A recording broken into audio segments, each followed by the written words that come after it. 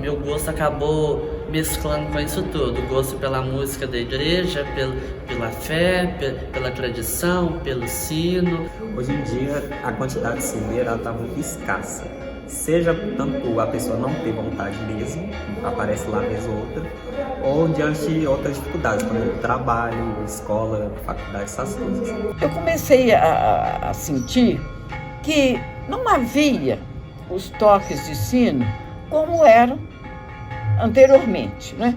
Eu comecei a sentir uma espécie assim de abandono desta linguagem.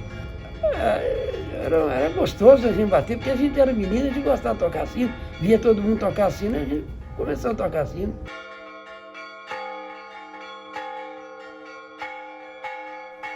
As badaladas dos sinos fazem parte da paisagem de várias cidades mineiras.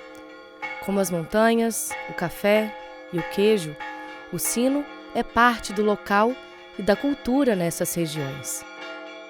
O dossiê O Toque dos Sinos em Minas Gerais, produzido pelo Instituto do Patrimônio Artístico e Cultural, IFAM, mapeou a tradição dos sinos em 9 cidades mineiras, entre elas Mariana. No alto das igrejas barrocas, tocam os sinos. Por que tocam? Alguém faleceu? É dia de festa? Hora da missa? O ofício dos sineiros foi registrado como Patrimônio Imaterial Cultural do Brasil em 2009. Uma forma de exaltar a tradição, a composição e o saber dessa arte. Por quem dobram os sinos? Ou melhor, quem são os responsáveis por dobrá-los? Essa parte assim mais velha da família, então sempre está acarretada, cheia de tradição, cheia de muita coisa, né? Então eu peguei a parte de tradição da família, a parte velha da família. E com isso daí acabei pegando o tesouro dela, porque mesmo, como eu disse, minha família está sempre envolvida na igreja, nas irmandades e tudo mais, sempre a influência maior foi da minha mãe. Sim, desde que me lembro, por gente eu já estava na igreja, na novena lá, ajudando, na novena, numa procissão, ou na missa, ou às vezes ajudando a tirar um santo do altar, ou às vezes ajudando a vestir uma imagem, sempre nisso daí. O meu primeiro contato com o sino foi aos 9 anos, né? Foi até na igreja da Confraria do Cordão São Francisco, de Nossa Senhora Rainha dos Anjos, porque era a igreja que é próxima à minha casa e porque o sino não era tão grande quanto o Carmo, São Francisco, Catedral. Então comecei na confraria, depois fui para a Igreja das Mercês e depois fiquei, por enquanto, nessas igrejas. E quando eu criava mais altura também, mais força para poder pegar os sinos mais pesados do centro. Aí a minha trajetória foi sempre nisso daí, né? E sempre, como eu estava sempre no meio das irmandades, então às vezes o pessoal falava que até eu era o mascote da irmandade, né? Tinha reunião da festa do santo lá e falava, o sino. Aí o pessoal já falava, Leonardo vai tomar conta do sino. E pronto, eu já ficava como responsável da torre lá. Aí eu já chamava minha turminha lá pra gente poder tocar o sino lá.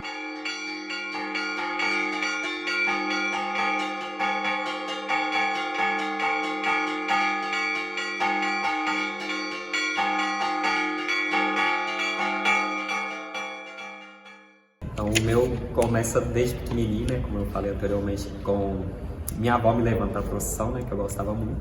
Como, diferente de muitos que começam a tocar assim, eu nunca fui coroinha, nunca cheguei a ser coroinha em igreja, não. Aos 14 anos, eu mandei mensagem para um sineiro e coincidiu de, na semana, ter um encontro com, acho que o pároco da época lá da catedral, para a organização da Semana Santa, quem que ia ficar em tal igreja, quantas pessoas e tudo mais. E a partir disso que eu comecei as primeiras vezes nas torres do sino. A princípio eu tive medo, porque você vê lá de baixo, você pensa que é uma coisa pequena, mas quando você chega lá, o trambolho é enorme e você não tem noção do tamanho dele. E eu fiquei com medo disso, porque eu vi aquele trem balançando lá, eu tava assim, meu Deus do céu, vai despencar lá embaixo. Aí eu ficava meio recluso, só olhando assim, o pessoal tentava fazer eu tocar, mas eu não ia de jeito nenhum. Aí só depois da quarta, quinta vez que eu fui de fato, peguei e toquei, dobrando sim.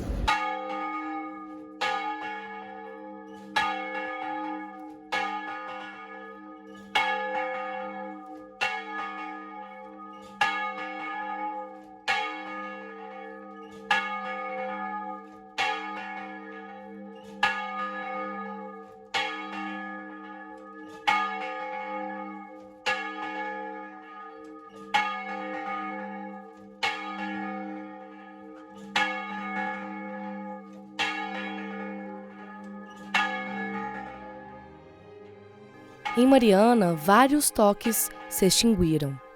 A tradição, que já foi forte, hoje caminha em passos lentos, dependendo dos poucos dispostos a subir nas torres, aprender os sons e dobrar os sinos. A importância do toque dos sinos para a construção de uma memória coletiva, a paixão, responsabilidade e respeito levam os poucos sineiros a continuarem com o ofício. Entretanto, esse caminho é perpassado por dilemas, desafios e alguns conflitos de gerações. Muitas vezes por conta dos padres mesmo e não pelas pessoas, porque as pessoas lamentam essas perdas aí, né? Mas hoje em dia, ultimamente, não escutam, e às vezes quando a gente quer fazer uma nova coisa, se resgatar, falam que é invenção de moda ou coisa assim. Eu falo que chega a ser um pouco frustrante, porque eu falo que eu sou marianense de corpo e alma, e a gente vê a nossa identidade indo embora por pessoas que não fazem simplesmente caso de nada, é muito doloroso. Por exemplo, eu dou uma manutenção preventiva, entre aspas, nos sinos daqui. Que é o quê? Pintura, é você pintar o sino, você passar a graxa. Porque se a gente não passar uma graxinha, que seja um óleo no sino, a gente nem mexe, é de tão pesado que fica. E a igreja, assim, não tá muito ligando para isso, sabe? Tem, claro, as pessoas de Irmandade, algumas outras pessoas da igreja, que eles vão estar lá, tá ajudando, precisando de alguma coisa, eles ajudam. Mas é raro também. A tradição do toque dos sinos em Mariana é uma relíquia que perpassou gerações e hoje se espelha no que foi construído e moldado no passado. Olha, eu sempre morei perto de duas igrejas.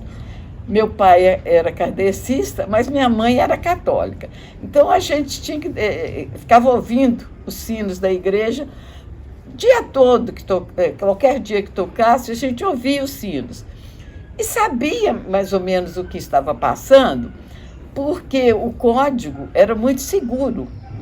Não havia erros e não havia excessos e nem diminuições dos toques. Então, era muito interessante eu ouvindo. Eu me encantava com os sinos, que eu gosto muito de som. E foi assim mesmo. Mas eu tinha uma veneração pelos sinos. As torres me encantavam. Eu ficava assim, gente, por que eu não sou Rapunzel? Que eu entrava ali, ficava o dia inteiro ouvindo sino. E a torre de Rapunzel não tinha sino. Então, mas eu pensava assim, eu ficava divagando tanto, então eu comecei a me encantar com os sinos mesmo. Passado este que pode ser contado por Hebe Rola, professora emérita da Universidade Federal de Ouro Preto e presidente da Academia Marianense de Letras. Dona Hebe, como é conhecida popularmente, foi peça fundamental para o entendimento e manejo dos sinos nos dias de hoje. Ela nutre essa paixão desde nova, e durante toda a sua trajetória fez uma série de trabalhos, oficinas e publicações relacionadas à prática e importância da tradição dos sinos, sendo a última o livro de literatura infanto-juvenil Bente Sino. Então eu pensei assim, gente, e se eu ensinar as crianças? Em 2004, eu escrevi esse livro. Aí o Bente Sino, então, eu falei, vou escrever um livro. Aí, na minha casa tinha muito Bem-TV, falei, vai ser o Bem-TV, mas eu vou pôr o título Bente Sino, que é um Bem-TV que queria virar sino. Então, ele ser o sineiro e o sino ao mesmo tempo, porque ele só cantava, né? Os sineiros mais antigos, a meu ver, pela experiência que eu tenho, eles eram devotos dos sinos. Eles tinham uma devoção pelo sino. Mas agora, por exemplo, o sino de morte, né, que chama toque, o toque do sino de morte, né, eles não estão tocando. Eles badalam lá alguma coisa, mas não é o sino. Porque esse toque é muito importante. Como visto, o dobrar dos sinos nos dias de hoje é uma arte dominada pelos novos sineiros, que, como anseio, buscam constantes inovações para os toques que estão enraizados na história da cidade. Mas, nesse caminho, como os antigos sineiros de Mariana veem essa tradição sendo transformada com o passar do tempo. Francisco de Assis Santos, que trabalha como recepcionista na Casa de Cultura de Mariana, conta sobre sua experiência enquanto sineiro da cidade desde os seus 13 anos. A preservação do sineiro, eu acho que tem que ser conservado, né? Porque hoje está muito difícil também achar sineiro, né? Porque esses meninos tocam aí, mas eu vou te falar com sinceridade, os meninos tocam tudo errado. A gente ensina para eles, chega lá e fala do jeito que eles querem. Eu falo só, a gente tem que ser desse jeito, não toca desse jeito. Eles vão lá e tocam. Então eu e meu irmão, porque meu irmão também tocava, né? Aí nós cruzamos os braços, faz do jeito que quiser, né?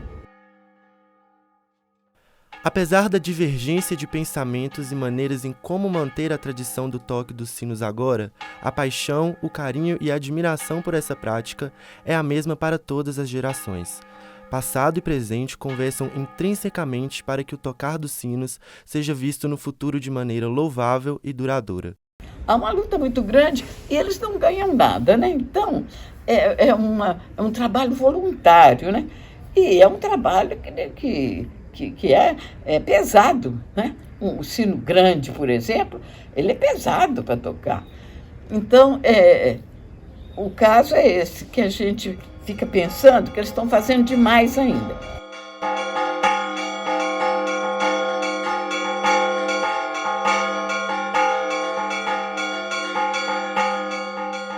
Cada cidade aqui de Minas tem a sua particularidade nos toques, né? Mas geralmente se tem toque para festas, toque para enterros. Antigamente tinha toque para mulheres que estavam dando à luz, toque da agonia. Mas foram toques que depois caíram em extinção, porque o número de pessoas nas cidades aumentaram e se fosse contar por isso ia ficar tocando sino o dia inteiro. Antigamente, como as cidades eram muito pequenas, todo mundo conhecia todo mundo, então tinha esses toques aí. O toque que vamos tocar agora, né? É o toque festivo, né? Que é o mais usual aqui em Mariana. A gente fala que é o toque batido.